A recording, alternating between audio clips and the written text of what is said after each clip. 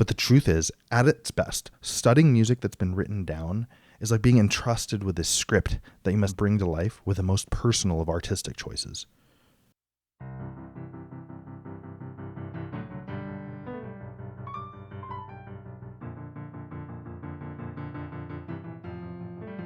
So this video is inspired by a friend who recently asked me, what exactly goes into the process of interpreting music?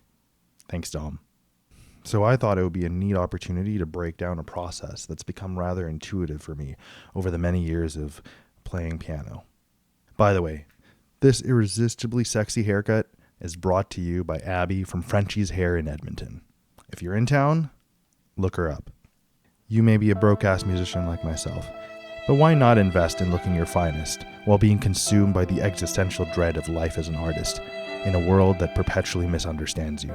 Anyway, back to the main topic. Classical music is very often misunderstood as being dogmatic and restrictive, and perhaps many performers and teachers around the globe mistreat it as such.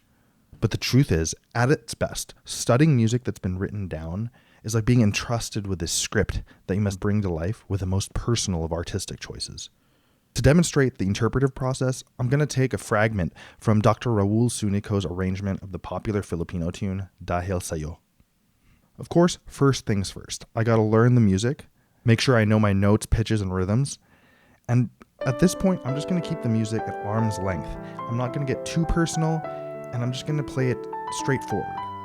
I'm just looking for correct notes, clear rhythms, and an overall refined sound. Once things seem to be in place, I'm going to do my best to internalize that melody and even sing it to myself, which I will do off camera, or else I'm going to lose all 11 of my subscribers with this singing voice. And that puts me in touch with my intuition about where to let the music breathe.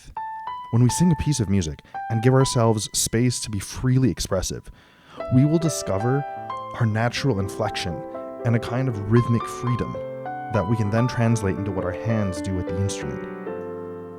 The further I get into studying a piece of music, I try to always be mindful of a number of details. What's the foreground? And what's the background?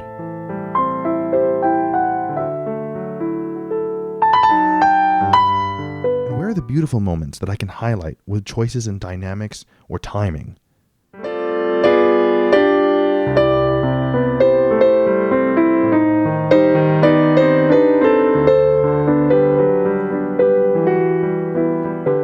I like to do is to listen to a wide variety of different interpretations to a given piece of music. And in this case, because this is a transcription of a song, I looked up the original vocal version as recorded by Filipina singer Pilita Corrales.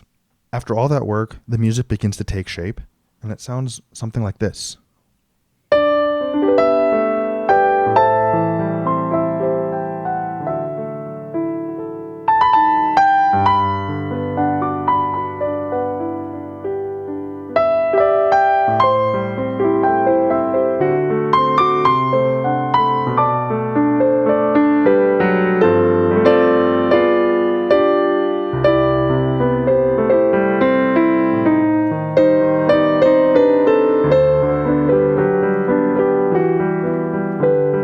Let's consider another example, shall we? Something that's more standard classical repertoire. Let's have a look at the second theme from Chopin's Third Sonata, first movement.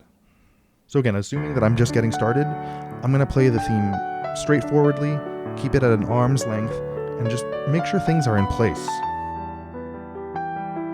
The more familiar I get with the musical content, I'm going to try to sing it to myself and really internalize it and find places to breathe, find expressive inflection, and be more free with the rhythm.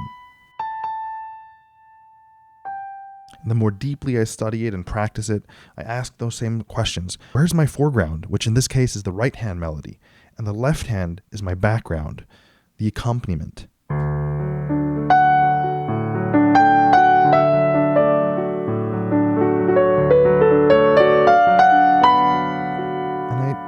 Take time and use dynamics to stress this poignant moment.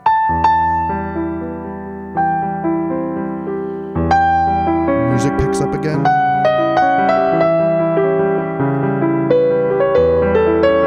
And another expressive high note. and so on. While musical interpretation can seem like this awfully esoteric thing, we can really demystify it into a simple concept. Where in the music is the beauty, and what choices can we make as artists to share that effectively with our listeners? Now, these particular examples were more lyrical pieces of music.